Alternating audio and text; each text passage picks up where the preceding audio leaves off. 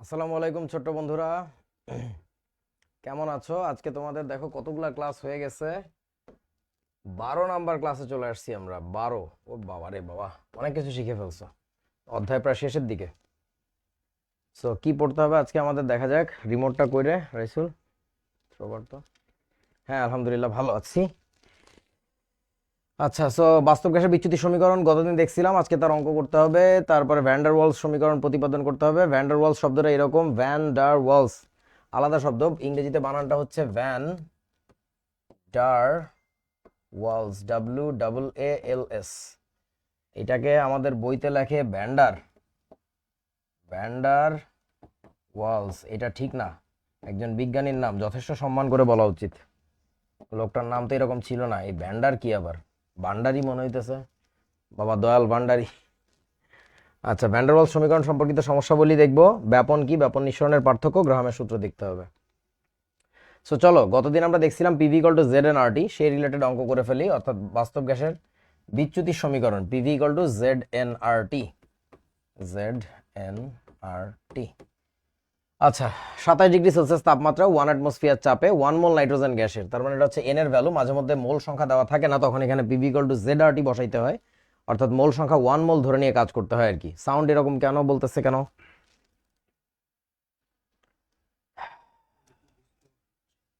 আচ্ছা ভাইয়া, সবকটি সূত্র একসাথে লিখে দিতে চাইছিলেন আপনি? না, আমি এটা কখনো চাই নাই, চাইলেও ভুল করে চাইছি।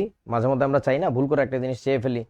সো ঘটনা হচ্ছে যেটা, যে সবগুলো সূত্র তোমাদের নিজেদের লেখা লাগবে। ক্লাস নোট ফলো করো, নিজেরা ক্লাসগুলো আবার রিভিউ করো, তারপরে বানাও। আচ্ছা, তো এখন আমাদের এখানে কি কি তথ্য দেওয়া আছে সেগুলো একটু আমরা লিখে ফেলি। যাই হোক, আয়তন পাওয়া গেছে 24.62 লিটার। এ তাপমাত্রা ও চাপে গ্যাসটির আদর্শ আচরণ থেকে বিচ্যুতি নির্ণয় করো। বিচ্যুতি বাইর করো মানে কি, জেড বাইর করতে বলছে, তাই না? তো একটু মানগুলো আমরা বসাই চলো। প্রেসারের ভ্যালু বসাবো 1 অ্যাটমসফিয়ার ইন্টু ভলিউম, তাহলে বসাইতেছি 24.62 লিটার। আমার কি ঠিক আছে নাকি একক রূপান্তর করতে হবে বলো? প্রেসার বা ভলিউম, এই দুইটাকে কি চেঞ্জ করতে হবে নাকি ঠিক আছে?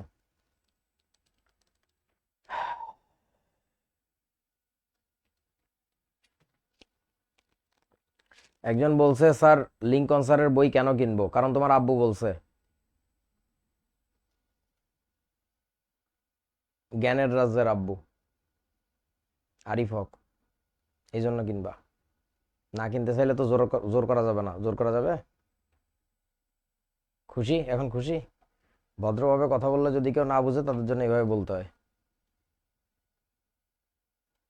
অনেকবার বলছি, এটার উত্তর ভিডিও দিছি, লেখা দিছি, আমার ওয়ালে পোস্ট করছি, তারপরেও আবার জিজ্ঞাসা করে। একই কথা 100 বার জিজ্ঞাসা করলে তো সবসময় রিপ্লাই একই রকম হবে না, হবে? আর ওই আগের বারগুলোতে যেহেতু হয় নাই, তার মানে ওইভাবে বললে হচ্ছে না, ডিফারেন্ট ওয়েতে বলতে হবে। আর এটা আমি ভুল কিছু কিছু বলি নাই। জেড, জেড এর ভ্যালু আমরা বাইর করব। এন এর মান কত? 1 মোল। আর এর মান কত? 0.0821 লিটার অ্যাটমসফিয়ার পদ্ধতিতে করতেছি। টেম্পারেচারের মান কত? 27 ডিগ্রি সেলসিয়াস মানে 300 কেলভিন। এখান থেকে তোমার যে জেডটা বের হবে, এই জেডটাই হচ্ছে আনসার। আমাকে একটু মনে করে বলো জেড এর একক কি আসবে। একটু অপেক্ষা করো, আমরা একটু ব্রাউজার সুইচ করি, সো দ্যাট তোমাদের যদি অডিওতে সমস্যা হয় সেটা যেন ঠিক হয়ে যায়। ওকে, ডু ইট।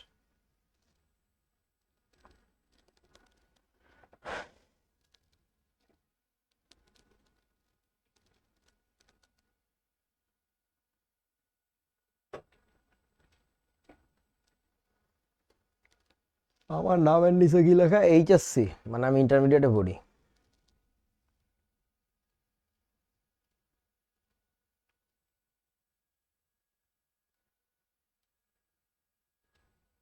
হ্যালো, শুনতে পাচ্ছ আমার কথা? দেখা যাচ্ছে? সব ঠিক আছে?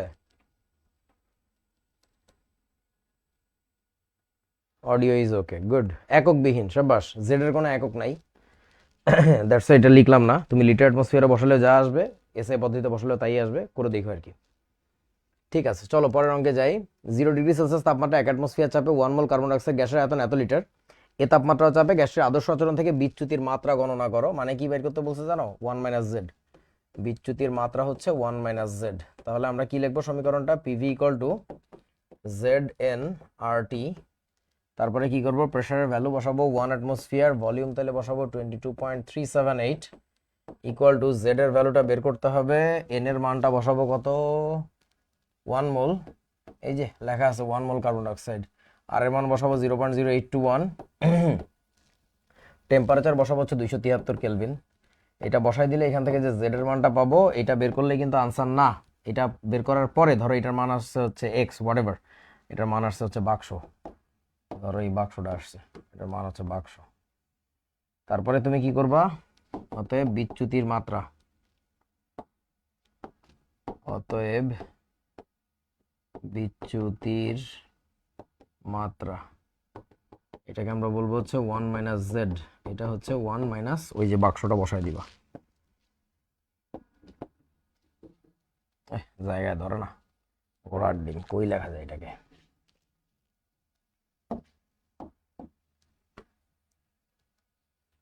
সবকিছু একটু বামে টেনে নিয়ে যাই, চলো বন্ধু বামে চলো, তোমার অনেক এইদিকে থাকা হয়েছে, ডানে থাকা হয়েছে, নাইস। একটু নিচে নামো, ঠিক আছে। অতএব বিচ্যুতির মাত্রা হবে হচ্ছে 1 মাইনাস এই বাক্স। এটা করিলে যাহা আসে তাহাই উত্তর, বুঝিয়াছো ছোট্ট বন্ধুরা? ঠিক আছে, আচ্ছা।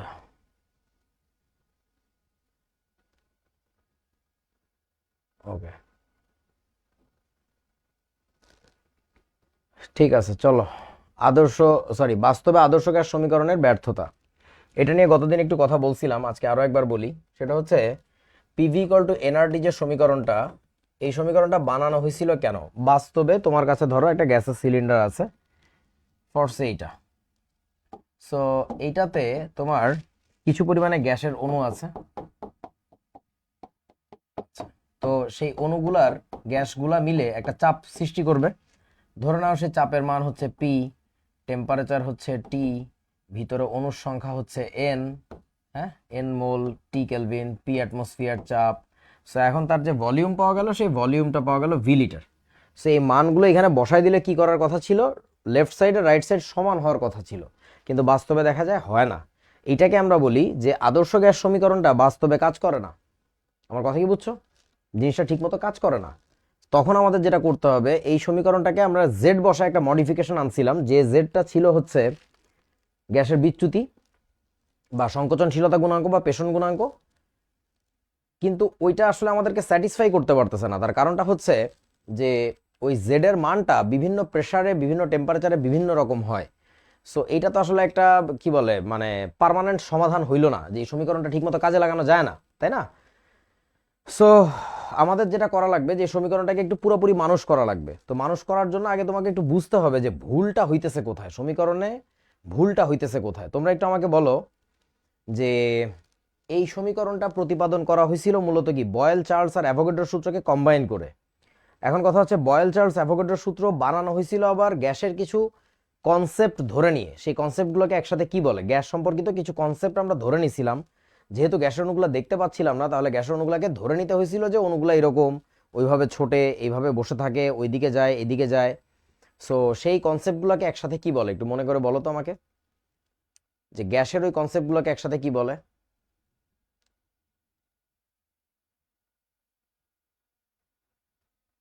অ্যাক্সিওমস না, ঠিক কি বলতেছে, কাইনেটিক এনার্জি, আদর্শ গ্যাস, চলক, আদর্শ গ্যাস, গ্যাসের সূত্র কি বলে, কাইফা মাহিনুরের হইছে গ্যাসের গতিতত্ত্ব বলে, ওটাকে বলে গ্যাসের গতিতত্ত্ব। গ্যাসের গতিতত্ত্ব থেকে আমরা পাইছিলাম যে আইডিয়াগুলো, সেই আইডিয়াগুলোকে ধরে নিয়ে, সত্যি ধরে নিয়ে বয়েল তার সূত্র বানাইছিল। এখন ওই গ্যাসের গতিতত্ত্বে কিছু ভুল ছিল, তোমাদের কি মনে পড়ে? দুইটা বিশেষ ভুল ছিল, একটাকে বলে চাপ ত্রুটি, একটাকে বলে আয়তন ত্রুটি, মনে পড়ে? সো সেই চাপ ত্রুটি আর আয়তন ত্রুটির কারণে গ্যাসের সূত্র বানাইতেই ভুল হয়ে গেছে। সেই ভুলটা মূলত কার হয়েছে বলো তো, বয়েলের, চার্লসের, নাকি তোমার কি বলে অ্যাভোগাড্রোর? কার ভুল হয়েছিল বলো? সবার না, সবার ভুল হয় নাই, অ্যাভোগাড্রোরও হয় নাই, বয়েলের। বয়েল বানানটা বিও ওয়াইএলই, বিও আইএল না। বিও আইএল মানে হচ্ছে সিদ্ধ করা, যে বয়েলিং পয়েন্ট বলে না, বয়েল মানে সিদ্ধ করা। সো মূলত ভুল হয়ে গেছিল বয়েলের সূত্রে। তার কারণটা কি দেখো, বয়েলের সূত্র কাজ করে কি নিয়ে,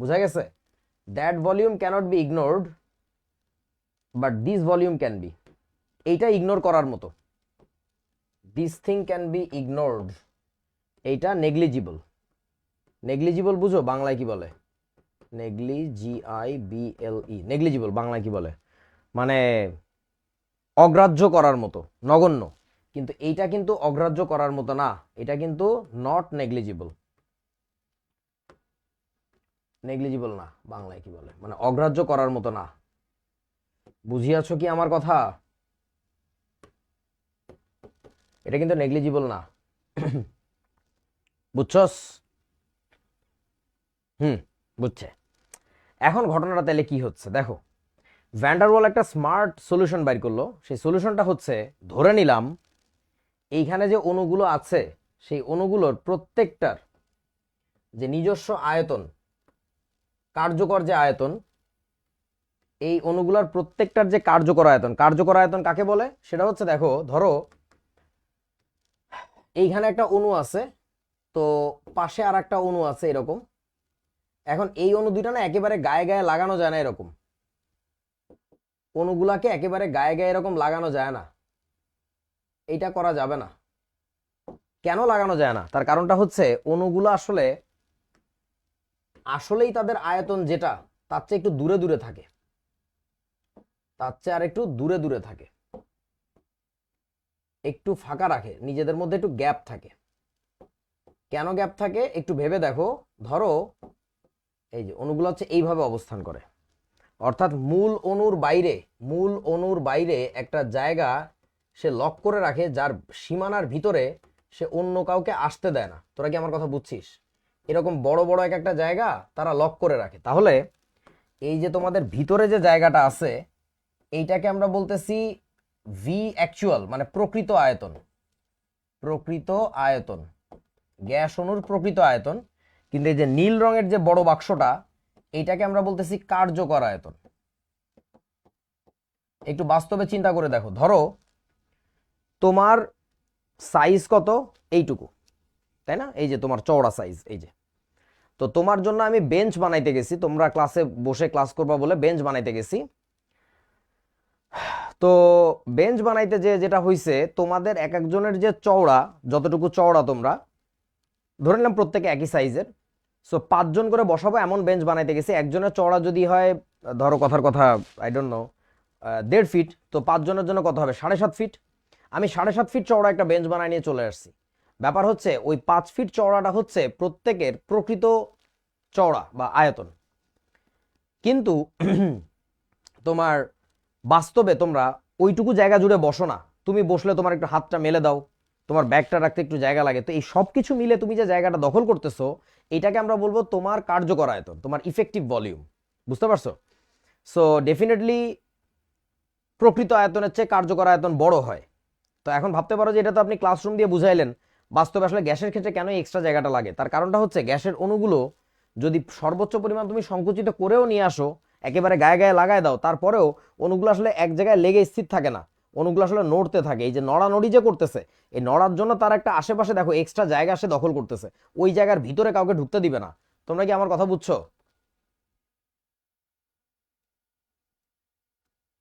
বলতে পারো আন্তঃআণবিক ফাঁকা স্থান। আচ্ছা, সো ব্যাপারটা হচ্ছে কি, ভ্যান্ডারওয়াল একটা চালাকি করলো। সেই চালাকিটা হচ্ছে, ধরে নিলাম এই প্রতি মোল গ্যাসের, 1 মোল গ্যাসের কার্যকর আয়তন হচ্ছে ছোট হাতের বি। তাহলে ধরে নিল যে 1 মোল গ্যাসের কার্যকর আয়তন হচ্ছে ওইটা, ওই যে ছবিটা যেটা আঁকছি আমি, এই গোল্লাটা। প্রতি মোল গ্যাসের কার্যকর আয়তন, এটাকে ধরে নিলাম আমরা ছোট হাতের বি। বুঝছো? 1 মোল গ্যাসের কার্যকর আয়তন। বইতে এটা নিয়ে কিছু আজগুবি কথাবার্তা বলছে। বলছে এটা হচ্ছে 4 মোল গ্যাসের। এটা অ্যাকচুয়ালি 4 মোল গ্যাসের যদি বলো, তাহলে সেটা হচ্ছে প্রকৃত আয়তন। আর কার্যকর আয়তন শব্দটা যদি ব্যবহার করো, তাহলে হচ্ছে 1 মোল গ্যাসের আর কি। ঠিক আছে? এই নিয়ে কোনো প্রশ্ন পরীক্ষা আসবে না, টেনশন করো না। সো বইতে ভুল লেখা আছে, এটা সঠিকটা জাস্ট জেনে রাখো, মানে এটা নিয়ে মাথা ব্যথা করার কিছু নাই আর কি।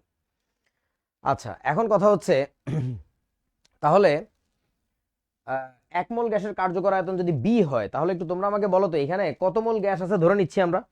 কত মোল গ্যাস ধরে নিয়ে কাজ করতেছি হিসাব নিকাশ? এন মোল, ছোট হাতের এন নাকি বড় হাতের এন? এক মোল তো ধরি নাই আরাফাত, কেন বলতেছো এক মোল? বড় হাতের এন নাকি ছোট হাতের এন? ছোট হাতের এন। যদি ছোট হাতের এন হয় তাহলে আমাকে একটু বলো, এইটুকু যে আয়তনটা হবে, এই যে যে আয়তনটা দেখতে পাচ্ছ, এই আয়তন পুরোটার সাইজ কত, মানে এই পুরোটা আয়তনের মানে পুরোটার আয়তন কত, এই যে এইটুকুর আয়তন? এনবি হবে। Very good, NB.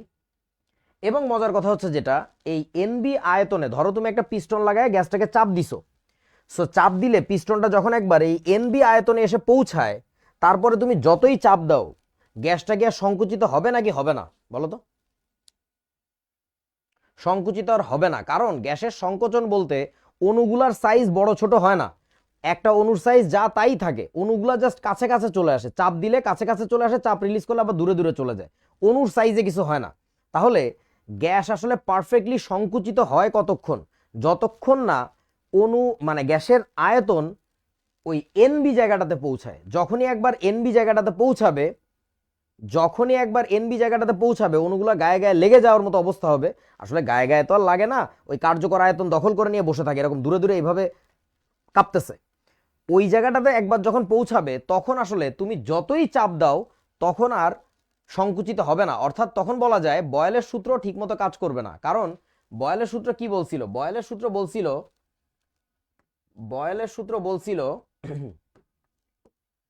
বয়েল কি বলছিল সেটা হচ্ছে ভি সমানুপাতিক হচ্ছে 1/p। এই কথার মানে হচ্ছে যখন তুমি প্রেসারের ভ্যালু ইনফিনিটি করে দিবা তখন বলো তো ভলিউমের ভ্যালু কমে যাবে, এইটা বাড়াইলে ওইটা কমে। সো প্রেসার যখন বাড়াইতে বাড়াইতে ইনফিনিটি করছি আমরা, তখন বলো তো ভলিউম কত হওয়ার কথা? বলো তো? 0 হওয়ার কথা, রাইট, ম্যাথমেটিক্যালি। আচ্ছা এখন কথা হচ্ছে দেখ ভাই, এই যে কথাটা যে প্রেসার তুই যত গুণ করবি, প্রেসার দ্বিগুণ করলে আমরা দেখছি আয়তন অর্ধেক হয়ে যায়, প্রেসার 3 গুণ করলে আয়তন 3/1 হয়ে যায়, তাই না? প্রেসার 5 গুণ করলে আয়তন 5/1 হবে, মানে 1/তত হবে। সেই কনসেপ্ট অনুযায়ী প্রেসার যদি ইনফিনিটি করা হয় তাহলে ভলিউমটা হওয়ার কথা 0। এখন বলো এই কথাটা মানবে, বয়েলের কথাটা মানবে, কিন্তু কখন থেকে মানা শুরু হবে না বলো তো? কখন থেকে মানা শুরু হবে না? যখন গ্যাসের আয়তন কত হবে বলো? গ্যাসের পিস্টন নামাইতে নামাইতে নামাইতে নামাইতে যখন আমি কোথায় যাব তখন আর কাজ শুরু করবে না বলো তো? এক গরু গইলো 22.4 লিটার, এই গরুগুলা কিছু বোঝে না। এনবি যখন হবে, গ্যাসটাকে চাপাইতে চাপাইতে যখন এনবি ভলিউমে নিয়ে যাব তখন আর বয়েলের সূত্র কাজ করবে না। তার কারণ বয়েল ভাবছিল কি? বয়েল ভাবছিল গ্যাসের চেহারা আসলে এইরকম, অর্থাৎ গোটা ভি এর জন্যই, সম্পূর্ণ ভি এর জন্যই এই এই সূত্র প্রযোজ্য। বাট আসলে তো প্রযোজ্য না, তার কারণ অণুগুলোর সাইজ একেবারে ইগনোরেবল না। আমার কথা কি বুঝছস না বুঝছস নাই?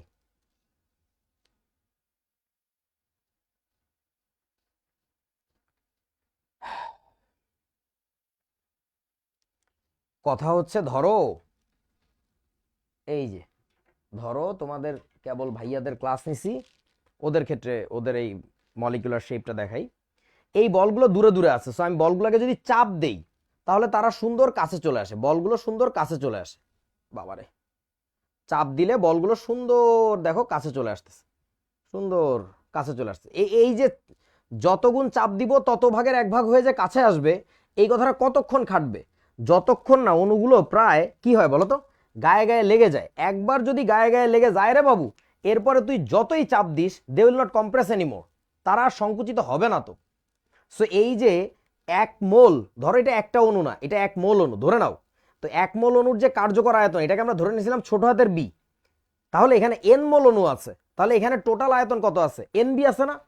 সেই এনবি আয়তনে যখন একবার পৌঁছাবে, সেই এনবি আয়তন কই? এই যে দেখো, সেই এনবি আয়তন হচ্ছে এই যে চাপায়া এই যে এনবিতে চলে গেছি।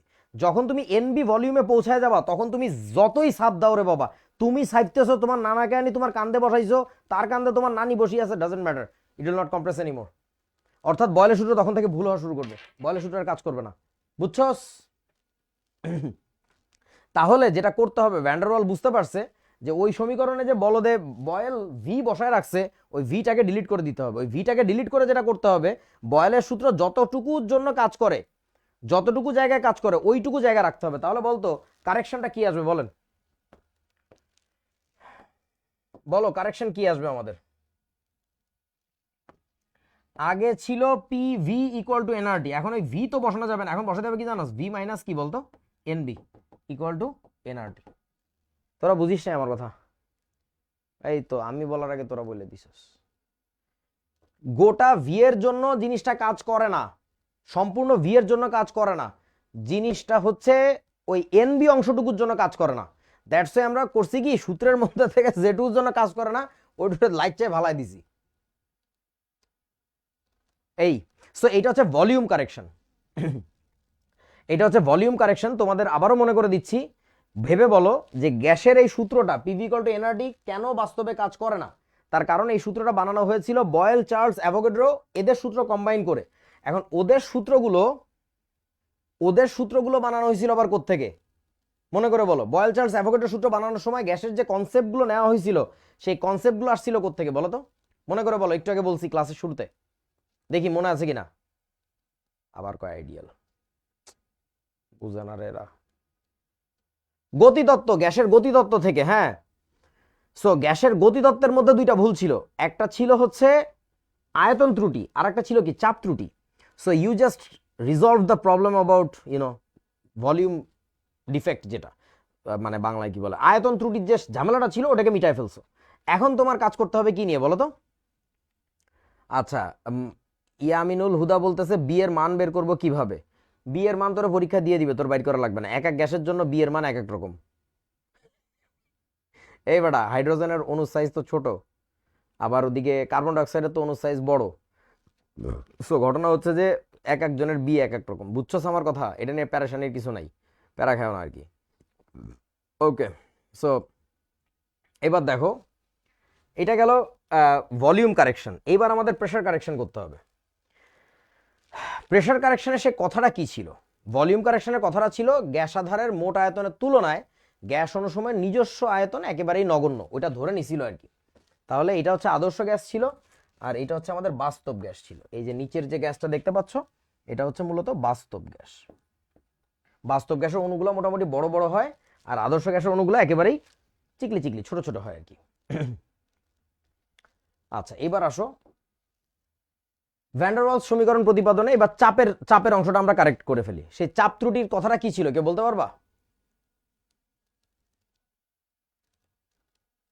তাহারাত মেধা, তোর নাম বদলা রাখা উচিত। তোর নাম মেধা কেমন হয়? তোর নাম গরু হওয়া উচিত। বললাম তো বি এর মান অঙ্কে দেওয়া থাকবে, তাহলে এনবি আবার কই পাবো? এনবিও তো অঙ্কেই দেওয়া থাকবে, আর এন এর মান দেওয়া থাকলে তো এনবি বের করার কোনো ব্যাপার না। বলো চাপ ত্রুটির কথাটা কি ছিল মনে আছে? গ্যাসের অণুগুলো পরস্পরকে কোনরূপ আকর্ষণ বা বিকর্ষণ করে না। গ্যাসের অণুগুলো কোনরূপ আকর্ষণ বা বিকর্ষণ করে না, এইটা ছিল কথা। এই কথাটাকে আমরা বলে থাকি ওই কিয়া যে চাপ ত্রুটি। সো কথাটার মানে কি একটু বোঝার চেষ্টা করো। দেখো, ধরো এই যে আমার একটা গ্যাসের কিছু অণু,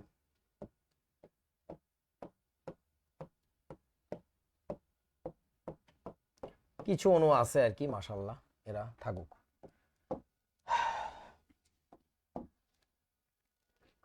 সো এখন ঘটনা হইতেছে, এই অণুগুলোকে একটু কপি করে নিয়ে যাই।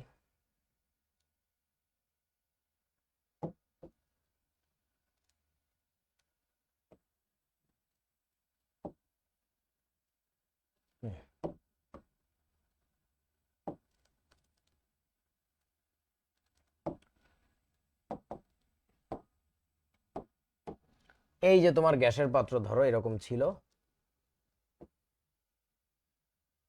এই যে। সো যেটা হয় সেটা হলো, ধরে নাও আমি এই অণুটার মোশন কল্পনা করতেছি, এই অণুটার মোশন। তার আগে একটু মনে করে বলো, গ্যাসের চাপ সৃষ্টি যে হয়, গ্যাসের চাপ সৃষ্টি হয় কিভাবে? গ্যাসের চাপ সৃষ্টি হয় কিভাবে মানে গ্যাসের পাত্র ফুলা থাকে কেন? গ্যাসের পাত্রে আমরা প্রেসার অনুভব করি কেন? কারণ হচ্ছে গ্যাসের অণুগুলো সবসময় সব দিকে ছোটাছুটি করে, মনে আছে? গ্যাসের অণুগুলো সবসময় সব দিকে ছোটাছুটি করে, করার সময় তারা নিজেরাও ধাক্কা খায় নিজেদের মধ্যে, আবার পাত্রের দেয়ালেও ধাক্কা খায়। তো এই যে পাত্রের দেয়ালে যে ধাক্কাটা খাইলো ওইটাই হচ্ছে গ্যাসের চাপ সৃষ্টি করে চারিদিকে, পাত্রের দেয়ালে যে বাড়িটা দেয়। এখন তাহলে ওই বাড়িটা দেওয়ার ক্যাপাবিলিটি নিয়ে একটু আমরা কথা বলবো, যে ওর পাত্রের দেওয়ালে ধাক্কা দেওয়ার ক্ষমতা কতটুকু, ঠিক আছে? সেটা দেখা যাক। ধরো আমরা হচ্ছি এই অণুটাকে নিয়ে কথা বলতেছি, এই অণুটা। তো এই অণুটা ওই দিকে যাচ্ছে বাড়ি দিতে, ওই ডাইরেকশনে যাচ্ছে বাড়ি দিতে। তো আসছে কোত্থেকে? ওর ওর গতিপথ কল্পনা করো এরকম, যে বলদে এক সময় ছিল হচ্ছে এই জায়গায়, এইখান থেকে গেছে এর গায়ের সাথে বাড়ি খেয়েছে, ক্যারাম বোর্ড খেলা চিন্তা করো, এইখান থেকে পরে গেছে হচ্ছে ওই দিকে, এইরকম ভাবে চিন্তা করো, এই যে এইটা হচ্ছে তার মোশন। এখন সেই ক্ষেত্রে দেখো ও যখন ওদিকে বাড়ি দিতে যাচ্ছে, বুঝতে পারছো, ও যখন এইখানে বাড়ি দিতে দিতে যাচ্ছে এই জায়গাটাতে যে এসে আঘাত করবে, তখন তাকে এই অণুটার নাম দিলাম হচ্ছে এ অণু, ধরো এটার নাম দিলাম এ অণু, পার্শ্ববর্তী অণুগুলোর নাম দিয়ে ফেলি, এটার নাম বি অণু, এটার নাম সি অণু, এটার নাম হচ্ছে ধরো ডি অণু, এটার নাম ধরো ই অণু। আমাকে একটু বলো, ও যখন পাত্রের দেয়ালে বাড়ি দিতে যাচ্ছে তখন বি সি ডি ই কেউ ওকে কি পেছন দিকে টানতেছে বা ওদিকে ধাক্কা দিচ্ছে, কিছু কি করতেছে নাকি করতেছে না বলো তো? কিছুই করবে না। কেন করবে না? তার কারণটা হচ্ছে এটাকে তুমি ধরে নিছো আইডিয়াল গ্যাস, এইটাকে ধরে নিছো আইডিয়াল গ্যাসের পাত্র। আইডিয়াল গ্যাস যদি ধরো, তাহলে এ যখন যে পাত্রের দেয়ালে ধাক্কা দিতে যাচ্ছে, nobody will attract him, nobody will repel him, মানে ওরে কেউ টানতেছেও না, ওরে কেউ ধাক্কাও দিচ্ছে না, কিছুই করতেছে না, অণুটা অণুর মতো করে যায় বাড়ি দিয়ে চলে আসতেছে। এইবার তুই চিন্তা কর, এইটা যেহেতু বাস্তব গ্যাসের পাত্র, এই যে এই পাত্রটাকে এবার চিন্তা করবো এটা হচ্ছে রিয়েল গ্যাস। যদি এরা রিয়েল গ্যাস হয় তাহলে ঘটনাটা কি হয় জানো? দেখো আবার ওই ছবিটা আঁকি আমরা, যে এই ভদ্রলোক যাচ্ছে হলো ধরো এই জায়গায় বাড়ি দিতে, ভালো কথা, তার মোশন ট্র্যাকটা আমার খেয়াল করতে হবে। সে ছিল কোনো এক সময় এইখানে, এইখান থেকে এইখানে বাড়ি খাইছে ক্যারাম বোর্ডের গুটির মতো, তারপরে এদিকে যাচ্ছে। যাওয়ার সময় তার নাম আমরা কি জানো দিছিলাম, এই ভদ্রলোকের নাম, এটার নাম দিছিলাম এ অণু, এটাকে দিছিলাম বি অণু, এটাকে দিছিলাম বি অণু, এটাকে দিছিলাম সি অণু, এইটাকে দিছিলাম ডি অণু, এইটাকে দিছিলাম ই অণু। যে ঘটনাটা ঘটে সেটা হলো, দেখো যেহেতু অণুগুলোর মধ্যে আকর্ষণ বল আছে, তাহলে যেটা ঘটবে সেটা হলো এই সি অণুটা এ কে কোন দিকে টানতেছে, ওই ডিরেকশনে টানতেছে। আবার এই অণুটা যখন এইখানে চলে আসছে, সরি এইখানে কোনো এক জায়গায় আছে, তখন কিন্তু বিও তাকে পেছন দিকে টানতেছে, এই দিকে টানতেছে। এই এ অণুটাকে ডি অণু এই দিকে টানতেছে, আবার ধরো এই অণুটা এই দিকে টানতেছে। তোমরা কি বুঝছো আমার কথা? পিছু টান, রাইট, পিছু টান।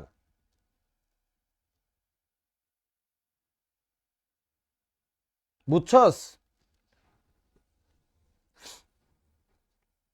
যদি পিছে থেকে এতজন টানে, তাহলে বলতো এবার পাত্রের দেয়ালে যে ধাক্কাটা দিবে, কোন অণুটা বেশি জোরে ধাক্কা দিতে পারবে? আইডিয়াল গ্যাসের অণু নাকি বাস্তব গ্যাসের অণু? কে জোরে ধাক্কা দিবে?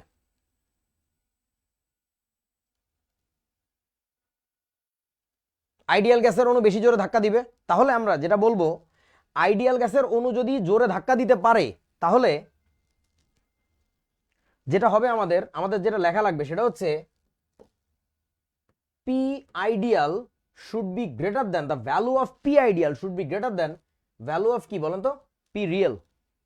বাস্তব গ্যাস যত জোরে পাত্রের দেয়ালে বাড়ি মারতে পারে, আদর্শ গ্যাসের অণু আরো জোরে বাড়ি মারতে পারে। বিকজ আদর্শ গ্যাসের অণু যখন বাড়ি দিতে যায়, তাকে কেউ পেছন থেকে টানার কথা না, কেউ পেছন থেকে টানে না। কিন্তু বাস্তব গ্যাসের অণুদের মধ্যে আকর্ষণ বিকর্ষণ বল কাজ করে। বিকর্ষণ নিয়ে কেন কথা বলতেছি না, কারণ যে অণুটা পাত্রের দেয়ালে ধাক্কা দিতে যাচ্ছে,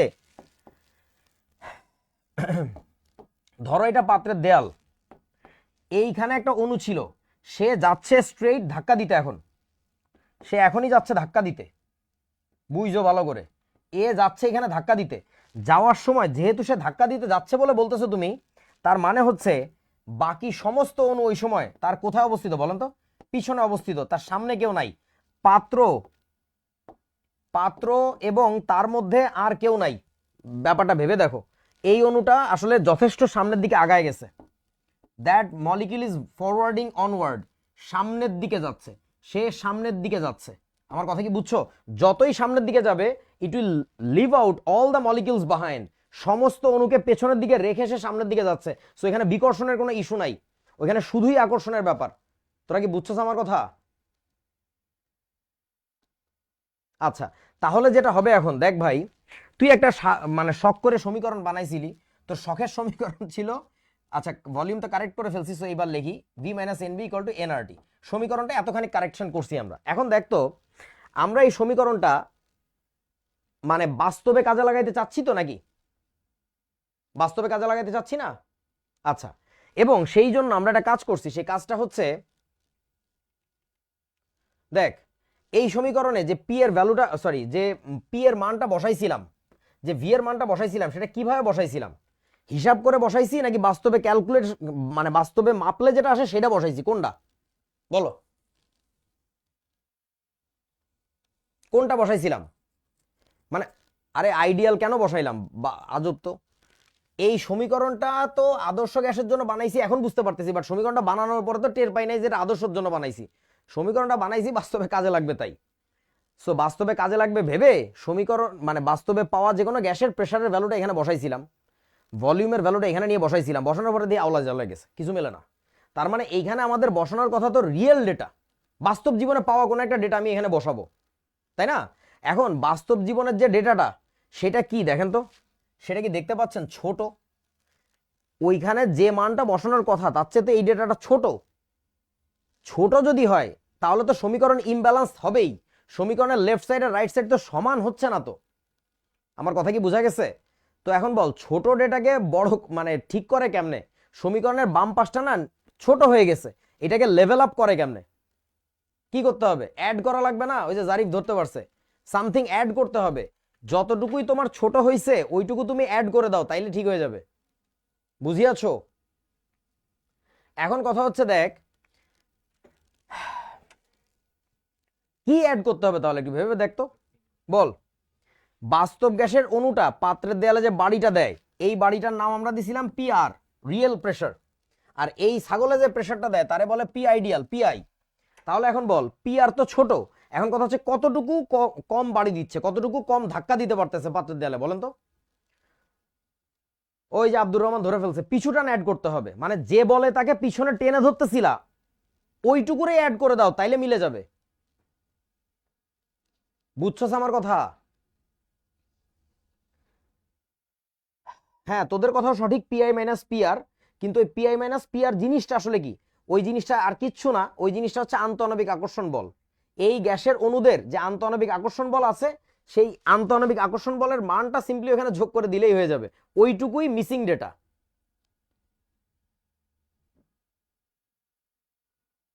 বুঝেছো?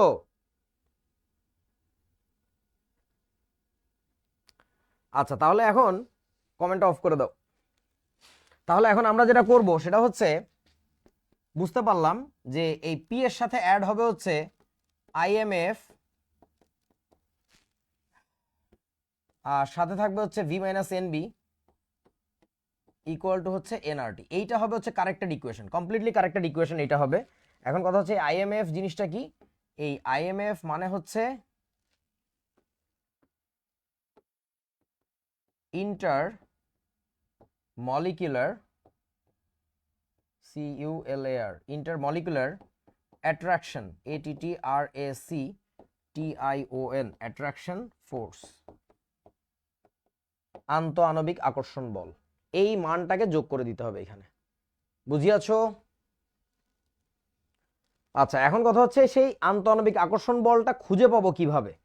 সে আন্তঃআণবিক আকর্ষণ বলটা পাইলাম কোথায়? সেটা হচ্ছে দেখো, সেটা হচ্ছে সবগুলো বলের লব্ধি, এই যে এতগুলো বলের লব্ধি। সো এখন এইটার ক্যালকুলেশনটা ভ্যান ডার ওয়াল খুবই স্মার্ট একটা টেকনিকে দেখাইছে, সেই টেকনিকটা বোঝো। সেটা হচ্ছে লিখে নাও খাতায়, ভ্যান ডার ওয়ালস গবেষণায় দেখান যে, এটা গবেষণা লব্ধ ফলাফল, একটা গবেষণায় দেখান যে গ্যাসের আইএমএফ গ্যাসটির ঘনমাত্রার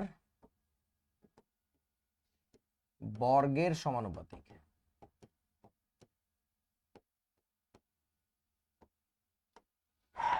এইটা ওনার এক্সপেরিমেন্টাল একটা ডেটা।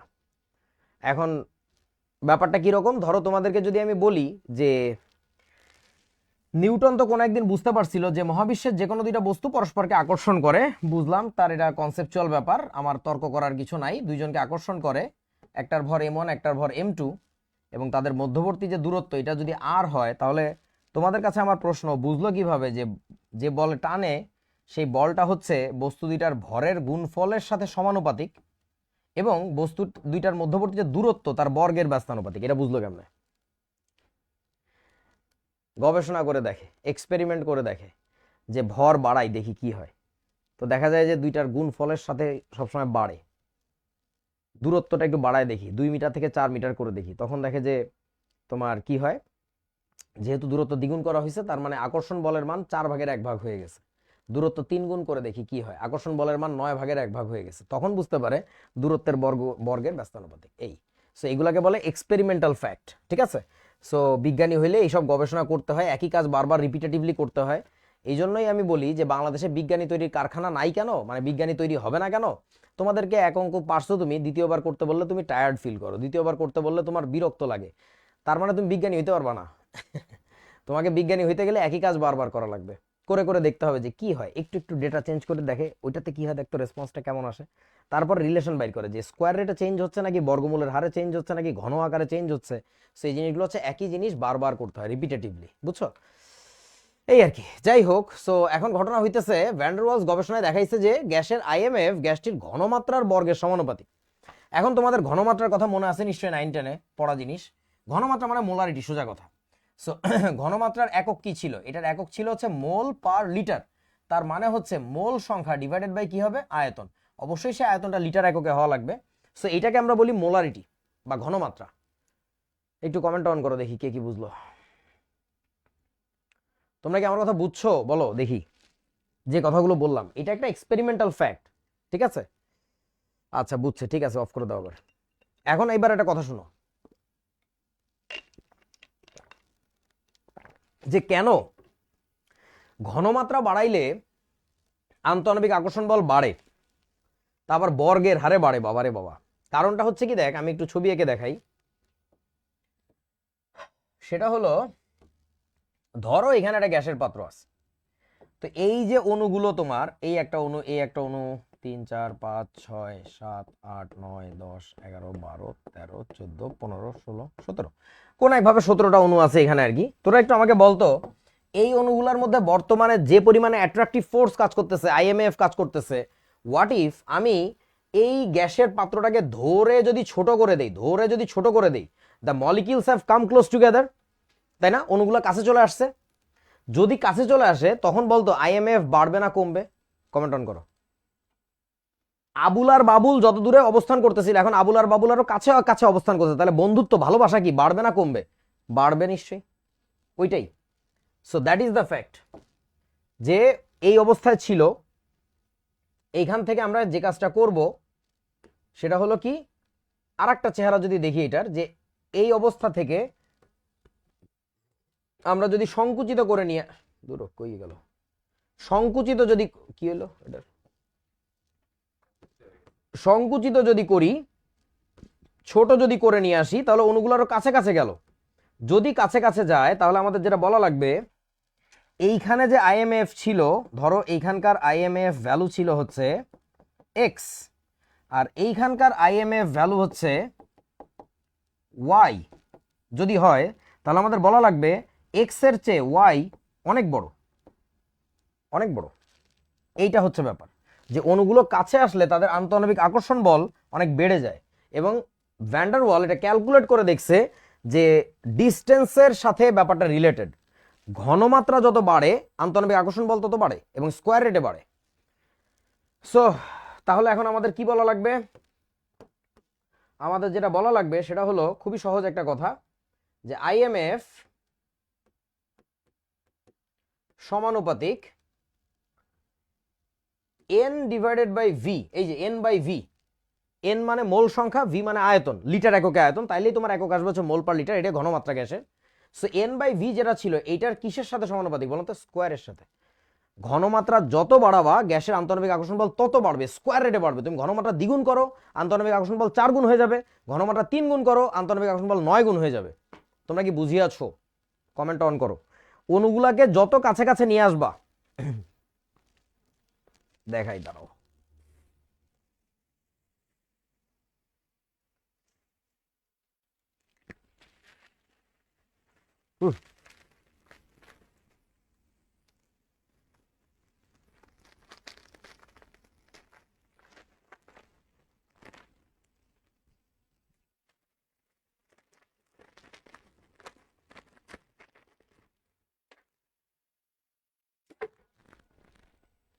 এই যে দেখো, দেখছো অনেকগুলা বল, ক্রিকেট খেলার বল, টেনিস বল, বহুদিন পরে টেনিস বল হাতে নিছি। এই যে দেখো, অণুগুলা দূরে দূরে, সো অ্যাট্রাকটিভ ফোর্স কম, যত কাছে আসবে যত কাছে আসবে এদের মধ্যে কি হবে, ভালোবাসা বলেন তো বাড়বে, বাড়তে বাড়তে একটা চূড়ান্ত মাত্রায় পৌঁছাবে।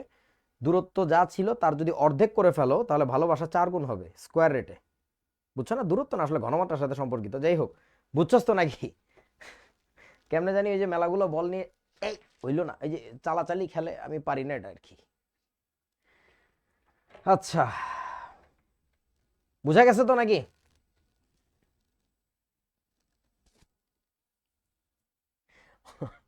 ভালোবাসা তারপর শেষ হয়ে যাবে? না না, শেষ হবে কেন? ওকে, সো ব্যাপারটা হচ্ছে এই সমীকরণটা কি বুঝছো? IMF is proportional to n/v whole square. এটা কি বুঝা গেছে? আচ্ছা, বুঝা গেল। তাহলে এর পরের লাইনে আমরা একটা কাজ করব, সেই কাজটা হচ্ছে এই সমানুপাতিক চিহ্নটা আমাদের কারো পছন্দ না, এটা জানো তো? ওইটা দেখলে আমরা ওটাকে লাইথায় ফালাই দিই। লাইথায় ফালাই দিয়ে কি করি, ওইখানে একটা সমানুপাতিক ধ্রুবক নিয়ে আসি। সেই ধ্রুবকটাকে ভ্যান্ডারওয়াল নিয়ে আসলো ছোট হাতের a, তারপর এখানে কি থাকবে, n স্কোয়ার ডিভাইডেড বাই হচ্ছে v স্কোয়ার। এই সো যে IMF কে তুমি খুঁজতেছিলে সেই IMF কে তুমি পেয়ে গেছো। That is the value of IMF, intermolecular attraction ফোর্সের ভ্যালু হচ্ছে এটা। এই যে ছোট হাতের এটাকে কি বলে? এইটাকে বলা হচ্ছে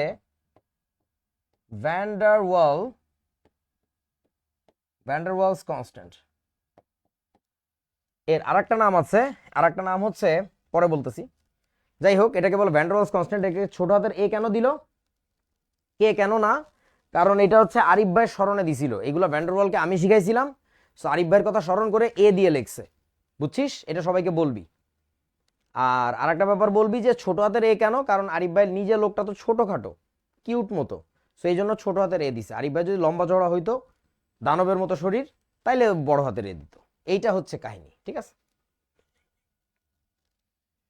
আচ্ছা, তাহলে এখন আমাদের কি হবে, এই যে সমীকরণটা এখানে জাস্ট IMF এর ভ্যালুটা বসাই দিতে হবে। তাহলে চলো আমরা একটু বসাই।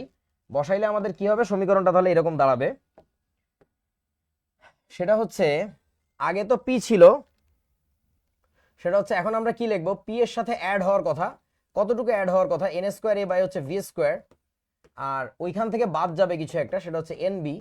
এরপরে থাকবে হচ্ছে তোমার কি nRT, and that is the equation. Done, that is the final equation, যেটা আমরা বাস্তব জীবনে কাজে লাগাইতে পারবো। বাস্তবে লাগাইলেও এইবার সমীকরণের left side right side imbalance হবে না, ঠিকঠাক মতো থাকবে।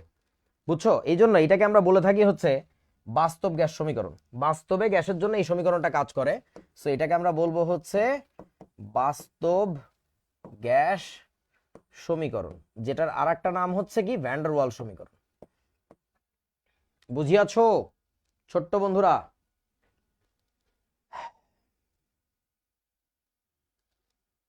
আচ্ছা, এখন কথা হইতেছে বন্ধুগণ, এই যে সমীকরণটা লিখেছি, ওই সমীকরণটাই তো প্রমাণ করলাম কেবল। এই সমীকরণে প্রতিটা রাশির পরিচয়টা একটু তোমার ভালো করে জানা লাগবে। প্রথম পরিচয়, এই যে n square a by v square, এই রাশিটা চেনা লাগবে। n square a by v square, এই গোটা রাশিটা তোমার চেনা লাগবে। এই রাশিটার পরিচয় কি বলো দেখি? এই রাশিটাকে আমরা বলবো হচ্ছে,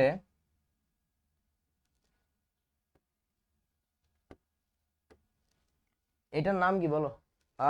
IMF, অর্থাৎ আন্তঃআণবিক আকর্ষণ বল। অ্যাডমিশন টেস্টের অনেক অঙ্কে তোমাকে জানতে চাইবে এই গ্যাসের আন্তঃআণবিক আকর্ষণ বলের মান বাইর করো। ওই পুরো n square by v square, এই পুরো রাশিটার মান বাইর করে দিব, বাকি সব প্লাসের মান বসালে এটার মান বের হয়ে আসবে। বুঝতে পারছো? আচ্ছা, হ্যাঁ হ্যাঁ, এইবার সমান হবে। কুইয়াশা কি, কাইরোজ কণা, কুইয়াশা মানে কি, কি জানি ওর নাম কি, যাই হোক, এর ভ্যালু অঙ্কে দেওয়া থাকবে রে বাবা, এগুলো তোর বাইর করার কাজ না, এগুলো এক্সপেরিমেন্টাল ফ্যাক্ট। আচ্ছা, আইএমএফ মানে ইন্টারন্যাশনাল মানি ফান্ড, এরকম কিছু নাই। আইএমএফ বলে একটা প্রতিষ্ঠান আছে। আইএমএফ এর মিনিং হচ্ছে ইন্টারন্যাশনাল মনিটারি মনিটারি কি মনিটারি আইএমএফ ফান্ড না মনে হয়, কি জানি একটা মানি না মনিটারি MONETARY মনিটারি মানে মানি সম্বন্ধীয়, মানে সামথিং রিলেটেড টু মানি, তারে বলে মনিটারি। ফান্ড, আচ্ছা ফেডারেশন না ফান্ড, ঠিক আছে। এনিওয়ে, সো এইটা গেল তোমার আইএমএফ। এরপরে আসো, এর কলজার ভিতরে একটা জিনিস ছিল এ। What is that a? এই এটাকে বলে হচ্ছে তোমার ভ্যান ডার ওয়াল কনস্ট্যান্ট। এটাকে বলে ভ্যান ডার ওয়ালস কনস্ট্যান্ট, ঠিক আছে। আচ্ছা, তারপরে এবার বলো, সেটা হচ্ছে তোমার এই যে যে পিটা আছে এখানে, এই পিটাকে আমরা কি বলি জানো? এই যে যে পিটা আছে এখানে, এই পিটাকে কি বলে? এই পিটাকে বলে হচ্ছে, এই যে যে পিটা, এইটাকে বলে হচ্ছে পিআই। না, পিআই তো না, পিআই এর সমান ভ্যালু পুরোটা মিলে এইটাকে বলে হচ্ছে প্রাপ্ত চাপ। এটাকে বলে প্রাপ্ত চাপ বা বাস্তবে প্রাপ্ত চাপ, বাস্তবে প্রাপ্ত চাপ বা সোজা কথায় বলে বাস্তব চাপ। তোমরা কি আমার কথা বুঝছো?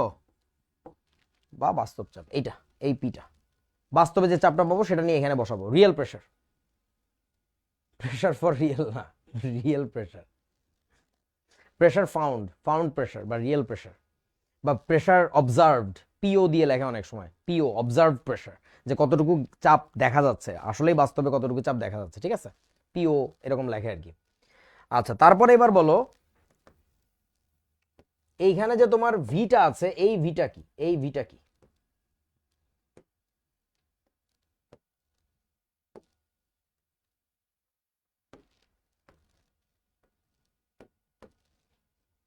আয়তন। কোন আয়তন জানো? এটা হচ্ছে পাত্রের আয়তন, পাত্রের আয়তন, গোটা পাত্রটার আয়তন, এটা হচ্ছে পাত্রের আয়তন, এটা হচ্ছে পাত্রের আয়তন। এইবার বলো, তোমার ছোট হাতের যে বিটা ছিল, সেই বি এর পরিচয়টা কি? এই যে ছোট হাতের যে বিটা আছে, বি এর পরিচয়টা কি?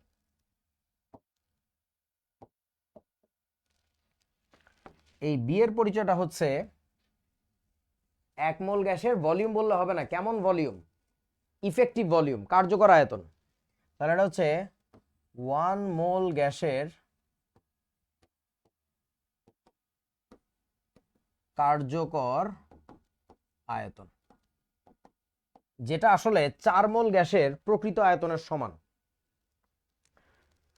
এই 4 মোল গ্যাসের হিসাব কেমনে আসে? এই হিসাবটা একটু জটিল, এটা তোমাদেরকে না দেখাই, বাট জেনে রাখো একটু। অনুগুলা কাপাকাপি করতেছিল, সো ও যে রেডিয়াসে অ্যাকচুয়ালি ওর জায়গা, ওর সাইজ যে রেডিয়াসের, ও তার ডাবল রেডিয়াস নষ্ট করে। সো বেসিক্যালি আর এর কিউব হবে যেহেতু 4/3 পাই আর কিউব, সো আর এর কিউব আসার কারণে এখানে 8 আসে, অ্যাকচুয়াল ভলিউমের 8 টাইমস। এটা সবার জন্য লাগবে না, তাই মুখে বলে দিচ্ছি, যারা বোঝো বুঝে নিবা, না বুঝলে কোনো সমস্যা নেই, কোথাও লাগবে না, আমাদের কোনো স্যাররা এগুলো বুঝেও না, দেখেও না, পড়ায়ও না আর কি, দরকার নেই, অ্যাডমিশনের সময় লাগবে তখন দেখাবো না। সো 8 টাইমস যখন হয়, তারপর আবার ইকুইপার্টিশন থিওরেম বলে একটা ব্যাপার আছে, ফিজিক্সে তোমরা পড়বা আর কি, বাংলায় বলে সমবিভাজন নীতি বা সমবন্টন নীতি, ওইটা অ্যাপ্লাই করলে 2 দিয়ে ডিভাইড হবে, তখন হচ্ছে 4 হয়ে যাবে আর কি, ঠিক আছে, হিসাবটা এরকম অনেকটা। আচ্ছা, সো বি হচ্ছে 1 মোল গ্যাসের কার্যকর আয়তন। তাহলে এখন আমাকে একটু বলতে হবে তোমাদের, একটু কঠিন প্রশ্ন করব এখন, সেটা হচ্ছে এইখানে যে এন বিটা আছে, এই এন বিটা তাহলে কি দাঁড়াবে? এই গোটা এন বিটা কি বলতে পারবা? What is that N B? N B জিনিসটাকে কি বলা যায়?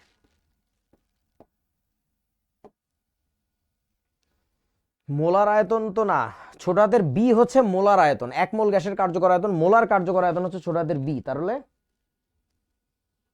চাপ প্রদানের পর আয়তন। Good try Mithila, thank you, but হয় নাই। কার্যকর আয়তন, মোট কার্যকর আয়তন বলা যায়, সমগ্র অণুর কার্যকর আয়তন, হ্যাঁ ঠিক আছে, ওইগুলো তো তোমরা ধরতে পারছো। আমি একটা নতুন জিনিস শিখাই, দেখো তো এটা বলা যায় কিনা। এই পুরো জিনিসটাকে তোমরা বলবা হচ্ছে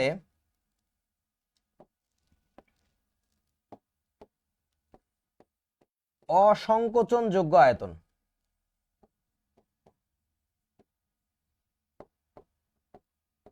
দেখো তো বলা যায় কিনা, ইংরেজিতে এটাকে বলবো হচ্ছে ইনকম্প্রেসিবল,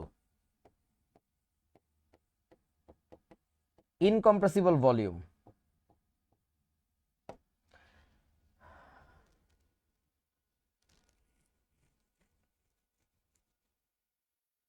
আর চাপানো যাবে না, ওইটুকু জায়গায় চলে গেলে আর চাপানো যাবে না। নন কম্প্রেসিবল না, ইনকম্প্রেসিবল। দেখো এই গ্যাসগুলো এখন এই আয়তনে আছে, সো এই যে আয়তন, এটাকে আমরা নাম দিচ্ছি ভি, এই গোটা আয়তনটাকে নাম দিচ্ছি ভি। এই ভিটাকে চাপাইতে চাপাইতে চাপাইতে চাপাইতে ছোট করে এখানে নিয়ে চলে আসলাম, তখন আমরা এটাকে বলতেছি, এখন যে আয়তনটা হয়েছে এটাকে আমরা নাম দিচ্ছি এনবি, কন্ট্রোল মাইনাস, এইটাকে আমরা নাম দিচ্ছি হচ্ছে এনবি, তাই না? তো এই আয়তনে পৌঁছানোর পরে তুমি এর চাপ দিলেও কি আর ছোট হবে? আনসার হচ্ছে না ভাই, আর তো ছোট হবে না। সো দ্যাটস ওয়াই আমরা এটাকে বলছি যেটা হচ্ছে অসংকোচনযোগ্য আয়তন, ইনকম্প্রেসিবল ভলিউম। এই গ্যাসটা ছোট হবে না। ইনফ্যাক্ট এই সময় গ্যাস বেসিক্যালি তরল হয়ে যায় আর কি, কিছু না। বোঝো নাই মনে হয় ব্যাপারটা? গ্যাসের অণুগুলা গায়ে গায়ে লেগে গেছে, এটা কি বলে? তরল বলে না? হ্যাঁ, ওকে। সো এই তো এই সূত্রের পরিচয় ছিল, এত কিছু লাগে না একাডেমিকে, তারপরেও দেখাই দিলাম। কবে মরে যাই তার তো ঠিক নাই, বইতে আগডুম বাগডুম লেখা, তাই একটু জেনে রাখো আর কি। এইবার চলো আমাদের একটা কাজ করা লাগবে, সেটা হচ্ছে যে এই বাস্তব গ্যাসের বিচ্যুতির সমীকরণ হচ্ছে এইটা যেটা দেখাইছিলাম, আর ভ্যান ডার ওয়ালস সমীকরণ বা বাস্তব গ্যাস সমীকরণ হচ্ছে এইটা। এখানে এ হচ্ছে চাপ সংশোধন ধ্রুবক। সো যেটা বলতেছিলাম যে ছোট হাতের এ এর আরেকটা নাম আছে, ভ্যান ডার ওয়ালস কনস্ট্যান্ট ছাড়াও আরেকটা নাম আছে, সেই নামটা হচ্ছে, এটাকে বলে চাপ সংশোধন ধ্রুবক। কেন বলে এই নাম? কারণ হচ্ছে দেখো প্রেসারকে কারেকশন করার জন্য আমাদের এই কনস্ট্যান্টটা আসছিল, এই জন্য এটাকে বলে চাপ সংশোধন ধ্রুবক, প্রেসার কারেকশন কনস্ট্যান্ট। আচ্ছা, আর ছোট হাতের বি যেটা, ছোট হাতের বি হচ্ছে কি লিখছে? প্রতি মোল গ্যাসের কার্যকর আয়তন। তাহলে এখন তোরা একটু আমাকে বল, এটার আরেকটা নাম কি দেওয়া যায়? এটার আরেকটা নাম কি দেওয়া যায় বলতে পারবা? বড় করো লেখা দেখি। এটার আরেকটা নাম কি দেওয়া যাবে? মোলার আয়তন। মোলার কি আয়তন? মোলার কি আয়তন পুরাপুরি বলতে হবে, তোমরা তো কথা অর্ধেক অর্ধেক বলো। আচ্ছা, এটাকে বলতে হবে আয়তন সংশোধন ধ্রুবক। কেন বোঝো নাই? আয়তন সংশোধন ধ্রুবক। কারণ হচ্ছে আমাদের ভলিউমে যে গ্যাঞ্জাম ছিল, সেই ভলিউমের গ্যাঞ্জাম মিটানোর জন্য হচ্ছে বি কে নিয়ে আসছি, বুঝছো? Incompressible volume of one mole gas অনেক কঠিন হয়ে যায় আর কি, মানে জিনিসটা সহজে বোঝো। আর N square by V square পুরো জিনিসটা হচ্ছে গ্যাসের আন্তঃআণবিক আকর্ষণ বল, আইএমএফ। ঠিক আছে, ওকে। সো এখন গেল, এবার আমাদের এ আর বি এর একক বাইর করতে হবে। এই সমীকরণে যে ছোট হাতের এ ছিল আর যে ছোট হাতের বিটা ছিল, এদের দুজনের একক বাইর করতে হবে। সো কোন একটা সমীকরণে কারোর একক বের করার জন্য কি করতে হয় জানো তো?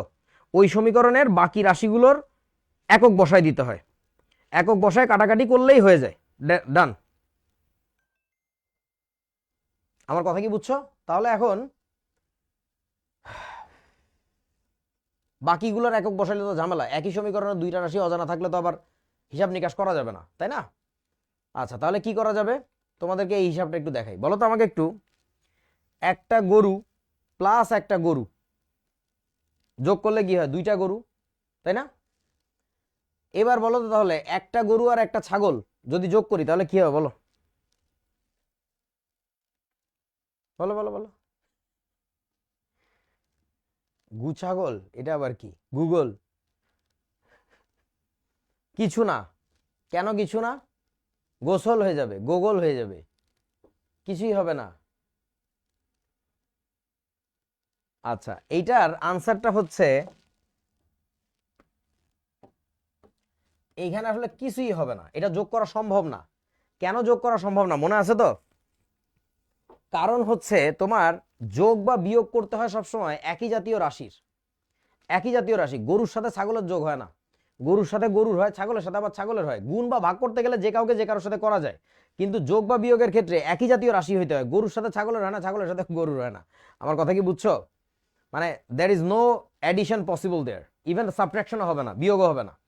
তাই যদি হয় তাহলে এবার একটা কনসেপ্ট কাজে লাগাই, সেই কনসেপ্টটা হচ্ছে চাপের সাথে যাকে যোগ করছে সেও নিশ্চয়ই কি বলতো এক ধরনের চাপ না, চাপ জাতীয় রাশি। তাহলে একটা কথা কি বলতে পারি, N square A by V square, এই পুরো রাশিটার একক কি বলতো? চাপের একক। আমার কথা কি বুঝছো? তাহলে একটা কাজ করা যাক আমাদের, সেটা হচ্ছে দেখো এই যে রাশিটা, এখানে কি করছে দেখো, সেটা হলো এইটার একক যা, এইটার একক ধরে নাও অ্যাটমসফিয়ার, তাহলে বলো তো এইটুকুর একক কি হবে? এইটার এককও হওয়া লাগবে হচ্ছে অ্যাটমসফিয়ার, ঠিক না? অথবা তুমি যদি বলো যে এইটার একক হচ্ছে প্যাসকেল, এসআই পদ্ধতিতে করতেছো, আমার কোনো আপত্তি নাই, এটা যদি প্যাসকেল হয় তাহলে এটাও কি হবে? প্যাসকেল হবে। যাদেরকে যোগ করে এদের একক একই হইতে হয়। তাহলে আমরা একটা কাজ করি, আমরা একটা কথা বলতে পারি যে N square A by V square এই পুরোটার একক হচ্ছে অ্যাটমসফিয়ার, এইটা বলা যায়। এইটা যদি বলা যায় তাহলে তার পরের লাইনে তো খেলা হয়ে গেছে। বাকি রাশিগুলোর একক বসাও, এটা হচ্ছে মোল স্কোয়ার, এটা হচ্ছে লিটার, লিটার স্কোয়ার। কেন লিটার নিয়ে কাজ করতেছি? কারণ তুমি অ্যাটমসফিয়ার এটাকে লিখছো, তার মানে তুমি এখন লিটার অ্যাটমসফিয়ার পদ্ধতিতে কাজ করতেছো। তাহলে আমাদের এখন কি করতে হবে? এ ইকুয়াল টু হবে হচ্ছে এই ভি স্কোয়ারটার পাশে গুণ হয়ে গেলে হবে হচ্ছে লিটার স্কোয়ার, অ্যাটমসফিয়ার আগে থেকে ছিল, ইনটু এই এন স্কোয়ারটা নিচে আসবে, এন স্কোয়ার নিচে আসলে কি হবে? Mole to the power -2, and this is nothing but the unit of small a. তোমরা কি বুঝছো আমার কথা? আসলে এটাই একক, litre square atmosphere mole to the power -2। এবার কেউ যদি এসআই পদ্ধতিতে হিসাব করতে চায়, কেউ যদি এসআই পদ্ধতিতে হিসাব করতে চায়, তার জন্য খেলাটা কেমন হবে? সে বলবে যেটা, সেটা হচ্ছে ভাই দেখেন N square A by V square এই পুরোটার একক কি জানেন? এই পুরোটার একক হইতেছে প্যাসকেল, সেইটা বলবে। আচ্ছা লিখলাম প্যাসকেল। প্যাসকেল লেখার পরে সে কি হিসাব নিকাশ করবে? নিজেরা করে ফেলো। সে বলবে এর পরের লাইনে যেটা, সেটা হচ্ছে যে তাহলে পরের লাইনে বলা যায় আমাদের এ ইকুয়াল টু থাকবে হলো প্যাসকেল থাকলো, আচ্ছা প্যাসকেল পরে লিখি, এই ভলিউম তো এবার কিসে? মিটার কিউবে। ভলিউম যদি মিটার কিউবে হয় তার হচ্ছে স্কোয়ার, তার মানে কি মিটার টু দি পাওয়ার 6, তাহলে মিটার টু দি পাওয়ার 6 ওই পাশে চলে যাবে, metre to the power 6 into হচ্ছে pascal into mole to the power হবে হচ্ছে -2। এটা হচ্ছে আরেকটা একক। তোমরা মনে হয় বোঝো নাই আমার কথা।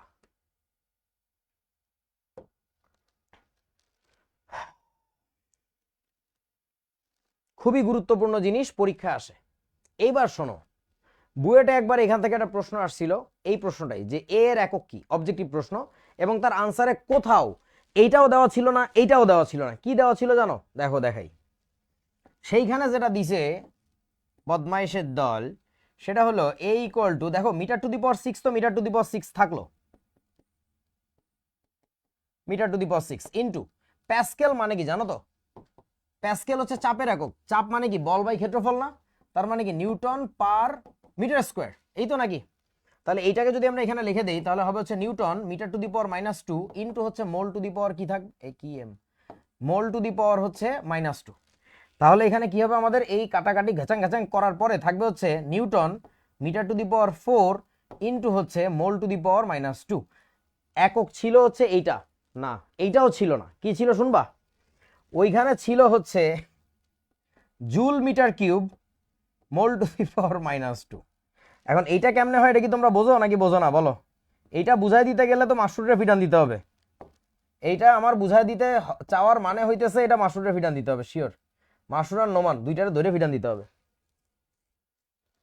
মিটার টু দি পাওয়ার 4 মানে কি? মিটার ইন্টু মিটার কিউব না? তো নিউটন ইন্টু মিটার মানে কি? Joule. So joule metre cube mole to the power -2। Objective অপশনে ছিল এটা, বুঝিয়াছো?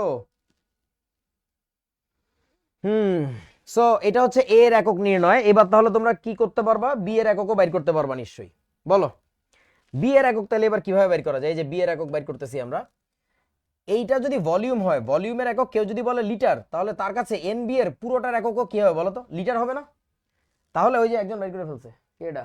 জারিফ, সাবাস। তাহলে এন বি ইকুয়াল টু আমরা কি লিখতে পারবো? লিটার। তাহলে অতএব আমাদের বলতে হবে বি ইকুয়াল টু কি বলেন তো? লিটার পার মোল। এই যে লিটার পার মোল। এখন এইটার একক কি ঠিক আছে কিনা এটা খুব সহজে বোঝা যায়। আমরা বারবার বি এর কি পরিচয় দিচ্ছিলাম? বি এর পরিচয় দিচ্ছিলাম প্রতি মোল গ্যাসের কার্যকর আয়তন। সো এই যে কার্যকর আয়তন এত লিটার পার মোল, পার মোল মানে প্রতি মোলের। বুঝিয়াছো? সহজ জিনিস।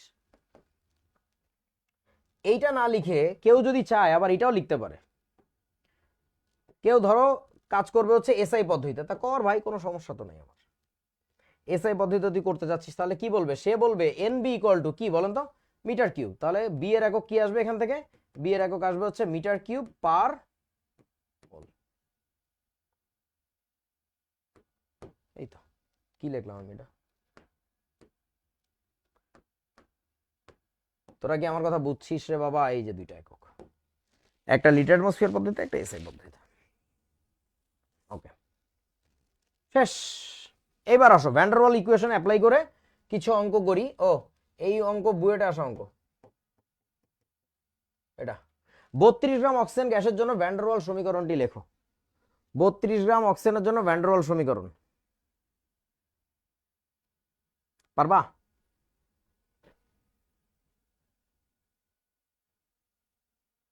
বুয়েট ইকুয়াল টু গরু। বাহ, সুন্দর তো। ম্যাথ শেষ হয়ে গেছে, আমি শেষ। আচ্ছা দেখো তো ভাই, এমনি ভ্যান ডার ওয়াল ইকুয়েশনটা কি? পি প্লাস হচ্ছে আমাদের এন স্কোয়ার এ বাই হচ্ছে ভি স্কোয়ার ইন্টু হচ্ছে আমাদের V minus N B equal to হচ্ছে আমাদের এনআরটি। তো এখন এখানে বলছে কি 32 গ্রাম অক্সিজেন। 32 গ্রাম অক্সিজেন মানে হইতেছে এন ইকুয়াল টু, মনে আছে তোমাদের, ডাব্লিউ বাই এম। আর এটা তো বুঝার কথা যে 32 ডিভাইড বাই 32 মানে তো কত, 1। বেসিক্যালি এখানে 1 মোল গ্যাস আছে আর কি। নাইট্রোজেনের 32 গ্রাম নেওয়ার মানে হচ্ছে 1 মোল গ্যাস নেওয়া। তার মানে হচ্ছে তোমার লেখা লাগবে সমীকরণটা, যেটা পি এর জায়গায় পি থাকবে প্লাস এন স্কোয়ারের মান হচ্ছে 1 স্কোয়ার মানে 1, মানে A by V square into হচ্ছে V minus B equal to হচ্ছে আর টি। এইটা হচ্ছে তোমার 1 মোল গ্যাসের জন্য van der wall equation. That is your answer. এটাই।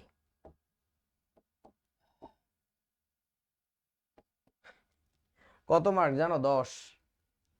এটা মাথাতেই আসে না। তোমারে দেখায় না দিলে, তোমাকেও যদি হাতে ধরায় দিতাম তুমি অনেকক্ষণ এটা কিতা করতাম, এখানে ফ্যাসাদ দেয়া নাই, ভলিউম দেয়া নাই, এখানে কিতা করতাম, এখানে কিতা করতাম, বুঝতেছো না? এখানে তোমাকে জাস্ট যে ডেটা দিছো ওটার মান বসাই দাও, বাকি ডেটা স্যাররে বলে দাও, তুই বাসায় যায় বসায় নিস। তুই দিস নাই কেন ডেটা? 10 মার্ক। বুঝিয়াছো? বুয়েট নাকি ভালো ছেলে। পরীক্ষা দিতে গেলে টয়লেট টিস্যু নিয়ে যাইস, আর সাথে একটা বদনা একটু পানি, হাগু কই দিবি, একদম প্যাকাত করে হাগু কই দিবি, ঠিক আছে? আচ্ছা আসো এবার পরের অঙ্ক দেখা যাক। 27 ডিগ্রি সেলসিয়াস তাপমাত্রায় এত লিটার পাত্রে এত মোল হাইড্রোজেন গ্যাস আছে, এই গ্যাসের বাস্তব চাপ গণনা করো। লুক এট দ্যাট ওয়ার্ড, বাস্তব চাপ গণনা করো। বাস্তব চাপ মানে অবজার্ভ প্রেসার। তাহলে আমরা কি করব, এখানে কি আমাদের পিভি ইকুয়াল টু এনআরটি কাজে লাগাবো নাকি ভ্যান ডার ওয়াল ইকুয়েশন? বলো তাড়াতাড়ি বলো। বাস্তব গ্যাস সমীকরণ কাজে লাগাবো নাকি আদর্শ গ্যাস সমীকরণ, কোনটা? বাস্তব গ্যাস সমীকরণ, ভ্যান ডার ওয়াল ইকুয়েশন। গুড। এখন কথা হচ্ছে মাঝে মধ্যে অনেকে বোঝে না বা এটা বলা থাকে না যে বাস্তব চাপ গণনা করো, সিম্পলি বলবে চাপ গণনা করো। সেই ক্ষেত্রেও তুমি ভ্যান ডার ওয়াল ইকুয়েশন ব্যবহার করবা। তার কারণটা কি জানো? এখানে একটু চোখ মেলে চেয়ে দেখো, ছোট হাতের এ এর ভ্যালু দেওয়া আছে এবং বি এর ভ্যালু দেওয়া আছে। আমার কথা কি বুঝছো? এখানে ছোট হাতের এ এর ভ্যালু দেওয়া আছে, ছোট হাতের বি এর ভ্যালু দেওয়া আছে। তার মানে ডেফিনেটলি তোমাকে এখানে ভ্যান ডার ওয়াল ইকুয়েশন ইউজ করতে হবে। তাহলে এখন আমরা কি করব ভাই? এটা কে করে এইসব অঙ্ক ভাই রে ভাই? ভি মাইনাস হচ্ছে এন বি, কি লিখলাম এটা, এন আর লিখলাম কেন? এন বি ইকুয়াল টু হচ্ছে এন আর টি। এইবার চলো মান বসাই। প্রেসারের ভ্যালু কত বসাবো? ও, প্রেসারের ভ্যালু বাইর করতে বলছে, সরি। এন স্কোয়ার এ লিখবো। এন স্কোয়ারের মান কত? 0.5 মোল বলছিল, তাহলে হচ্ছে 0.5 এর স্কোয়ার ইন্টু এ এর মান বসাবো। এ এর মান কত? 0.244 ডিভাইডেড বাই ভি স্কোয়ার। এখন ভলিউমটা দেখো দেওয়া আছে 0.86 লিটার। তোমরা একটু আমাকে বলো এখানে কি 0.86 স্কোয়ার লিখবো নাকি কনভার্ট করবো মিটার কিউবে, বলো তো?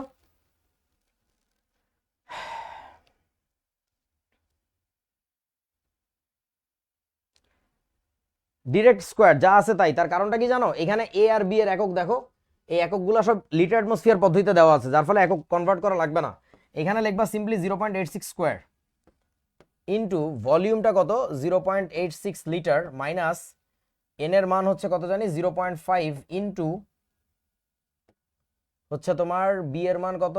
0.0266, এই যে ইকুয়াল টু এন এর মান হচ্ছে আবার 0.5, আর এর মান হচ্ছে 0.0821, টেম্পারেচার হচ্ছে কত? 300 কেলভিন। এটা বসায় দিলে এখান থেকে তোমার যে পিটা আসিবে, দ্যাট ইজ ইওর আনসার। আমার কথা কি বুঝিয়াছো ছোট্ট বন্ধুরা? এইটাই হচ্ছে তোমার উত্তরটা। হ্যালো,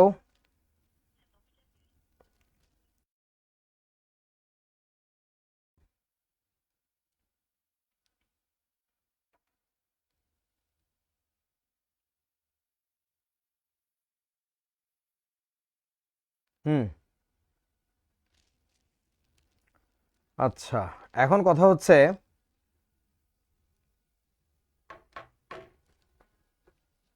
হুম, ওকে, পি তো আইডিয়াল প্রেশার না। এটা কে বলছে আইডিয়াল প্রেশার? কতবার বললাম, এটা হচ্ছে অবজার্ভড প্রেশার, যে চাপ প্রত্যক্ষ করা হয়, যে চাপ তুমি বাস্তবে মাপলে পাবা। এই পিটা হচ্ছে ওই চাপ, ওই পিটা হচ্ছে ওই চাপ, এই পুরোটার মানটা হচ্ছে আদর্শ চাপ, বুঝছো? আচ্ছা, এবার চলো পরের টপিকে যাই। আমাদের ব্যাপন নিয়ে কথাবার্তা বলতে হবে। ব্যাপন নিয়ে কথা আর কি বলবো, 9-10 তো শিখছই। হুম, সেটা হচ্ছে ডিফিউশন, এক জায়গা থেকে আরেক জায়গায় ছড়িয়ে পড়া অটোমেটিক্যালি স্বতঃস্ফূর্তভাবে। তো কি বলছে, কোনো কঠিন তরল বা গ্যাসীয় উপাদানের উচ্চ ঘনত্বের অঞ্চল থেকে, এই কথাটা খুব ইম্পর্ট্যান্ট, উচ্চ ঘনত্বের স্থান থেকে নিম্ন ঘনত্বের স্থানে স্বতঃস্ফূর্ত সমভাবে ছড়িয়ে পড়ার ঘটনাকে বলা হচ্ছে ব্যাপন। এবং ব্যাপন জিনিসটা কিন্তু শুধুমাত্র গ্যাসের ক্ষেত্রে হয় তা না, it can happen in liquids and also in solids. যত বড় হবে তত এসবের উদাহরণ পাবা আস্তে আস্তে। বায়োলজিতে তোমরা লিকুইডেরটাও দেখবা, অভিস্রবণের মধ্যে পাবা, যদিও ডিফারেন্স আছে আর কি। আচ্ছা, নিঃসরণ, নিঃসরণ জিনিসটাকে আরেক নামে বলা হচ্ছে অনুব্যাপন। নিঃসরণের আরেকটা নাম হচ্ছে অনুব্যাপন। এই নামে আমাদের সময় ডাকতো, তোমাদের বইতে এখন হচ্ছে নিঃসরণ নামে ডাকে, অনুব্যাপন। সো ইংরেজিতে বলে এফিউশন। একটা হচ্ছে ডিফিউশন, একটা হচ্ছে এফিউশন। একটি আবদ্ধ পাত্রের সূক্ষ্ম ছিদ্রের মধ্য দিয়ে, এই কথাটা সবচেয়ে ফালতু কথা।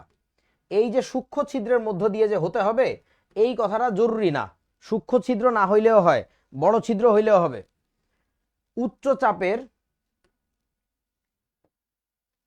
প্রভাবে কোনো গ্যাসের একমুখী নির্গমন হওয়ার প্রক্রিয়াকে, এই যে এটা কিন্তু একমুখী নির্গমন হওয়ার প্রক্রিয়া, এটা খুব ইন্টারেস্টিং। ব্যাপন বোথ ওয়ে হইতে পারে, বাট নিঃসরণটা ওয়ান ওয়ে, ঠিক আছে? আচ্ছা, প্রক্রিয়াকে নিঃসরণ বা অনুব্যাপন বলে আর কি। যেমন ধরো গাড়ির চাকার হাওয়া ফুস করে বেরিয়ে গেল, তোমার ফুসফুস থেকে কি হইতেছে, প্রেসার ক্রিয়েট করে, এই যে যখন আমরা এই কি বলে মানে লাংস সংকুচিত করতেছি, তখন প্রেসার বেড়ে যাচ্ছে, লোয়ার প্রেসারের দিকে সে অটোমেটিক্যালি চলে আসতেছে, তাই না? যখন আবার তোমার ফুসফুসে অক্সিজেন ঢুকানোর দরকার হচ্ছে, তখন তোমার কি এই যে ডায়াফ্রাম বড় হয়ে যাচ্ছে। ডায়াফ্রামের বাংলা কি জানি না, যাই হোক, বক্ষ বক্ষ পিঞ্জিরা, ওই হইলো মোদ্দত কি, ওরে ভাই দাঁত ভাঙি যাবে। রাইসুল কি জানি একটা বলছে, ওর কাছে শুনে নিও। যাই হোক, সো তোমার ডায়াফ্রাম যখন বড় হয়, তখন তোমার ভিতরে আয়তন যেহেতু বড় হচ্ছে, তার মানে চাপ কমে যাচ্ছে, তখন বাইরে থেকে ভিতরে ব্যাপিত অনুব্যাপন ঘটে। বুঝতে পারো কি? ওই ওরাও তো বললো মধ্য ছদা, আচ্ছা হইলো মধ্যস্থতা, কিছু একটা হবে আর কি, আমি জানি না। আচ্ছা, মহিবুল আজিজ বললো নানার গ্যাস বের হওয়া কি ডিফিউশন নাকি এফিউশন? এখন তো নানার উপরে ডিপেন্ড করে। তোর নানা যে কিভাবে গ্যাস ছাড়ে তা তো আমি জানি না, এটা তো নানাকে স্যাক করে দেখবি আর কি, দেখে আমাকে রিপোর্ট দিস যে প্রতিবেদন জমা দিলাম যে আমার নানার গ্যাস সংক্রান্ত বিষয়ে। আমি গ্যাসটি অবলোকন পর্যবেক্ষণ করে বুঝেছি, যেটা গ্যাসটি অত্যন্ত মিষ্টি এবং সুগন্ধযুক্ত, এগুলো বলবি আর কি, এগুলো বলে আমাকে একটা রিপোর্ট দিবি।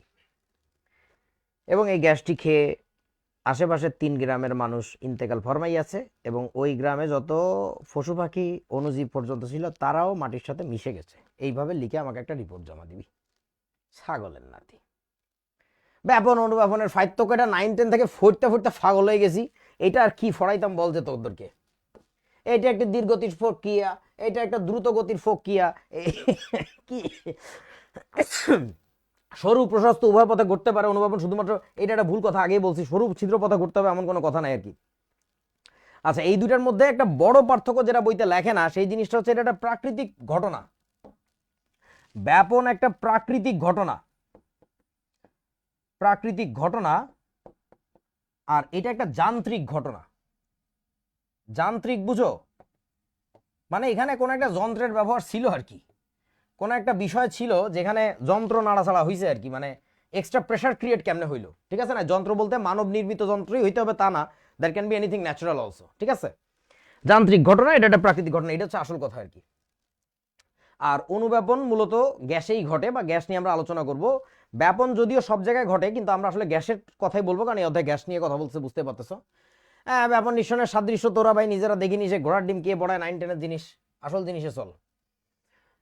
গ্রাহামের গ্যাস ব্যাপন সূত্র শেখা লাগবে। এটা শেখার শুরুতেই আগে তোমার একটু জানিয়ে নিতে হবে ব্যাপন হার কাকে বলে।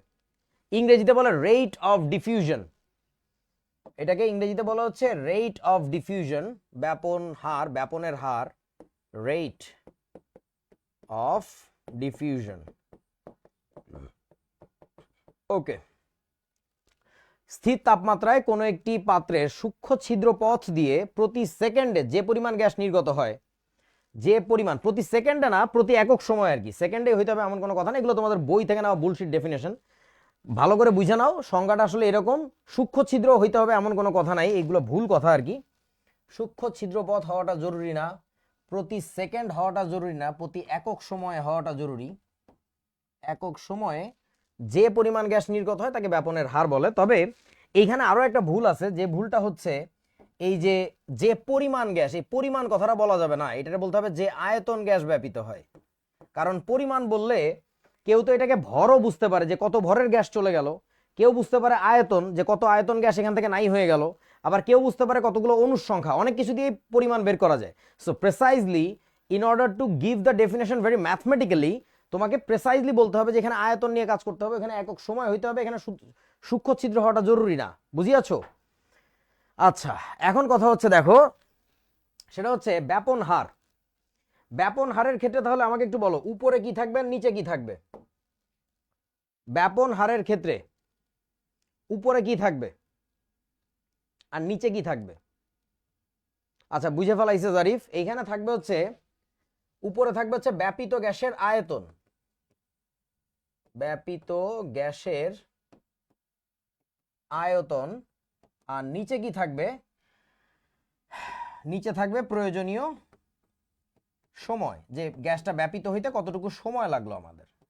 সো তাহলে ইকুয়েশনটা কেমন আসবে? ইকুয়েশনটা আসবে হচ্ছে এরকম, ইকুয়েশনটা হবে হচ্ছে এরকম, V divided by T. So আমরা লিখবো আর ইকুয়াল টু হচ্ছে V by T, that is the equation. বুঝিয়াছো? ব্যাপন হার R equal to V by T, R দিয়ে প্রকাশ করা হয় এটাকে, ভলিউম পার টাইম। গ্রাহামের ব্যাপন সূত্রটা আমরা একটু শিখে আজকে ক্লাস ছুটি নিব। সেটা হচ্ছে কি বলছে এখানে দেখো, নির্দিষ্ট তাপমাত্রা ও চাপে কোনো গ্যাসের ব্যাপনের হার উহার আণবিক ভরের বর্গমূলের ব্যস্তানুপাতিক। কথাটা খুবই সহজ, যে যত ভারী সে দৌড়াবে তত কম, যে যত ভারী সে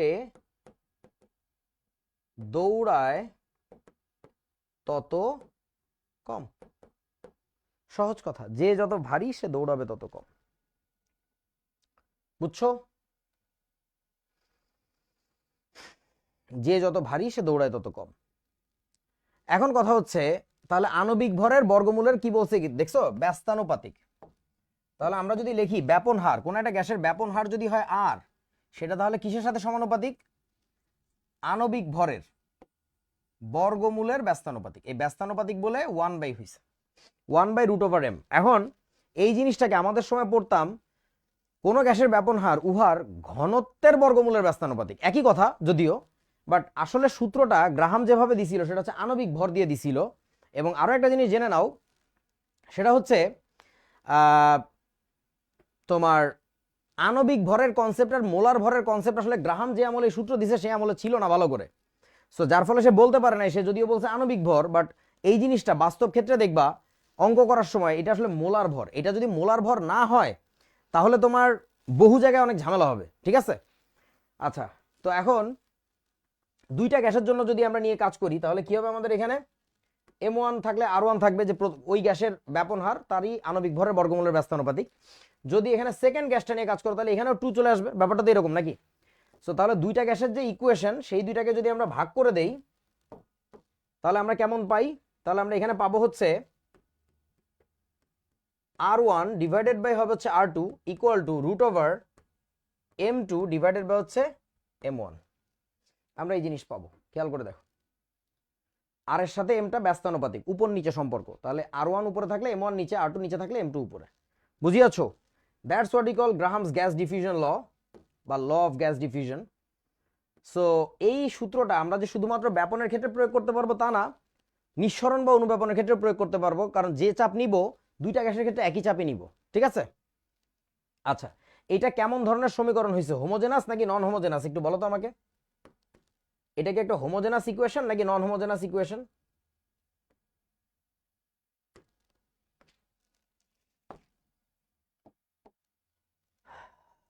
সাবাস, হোমো।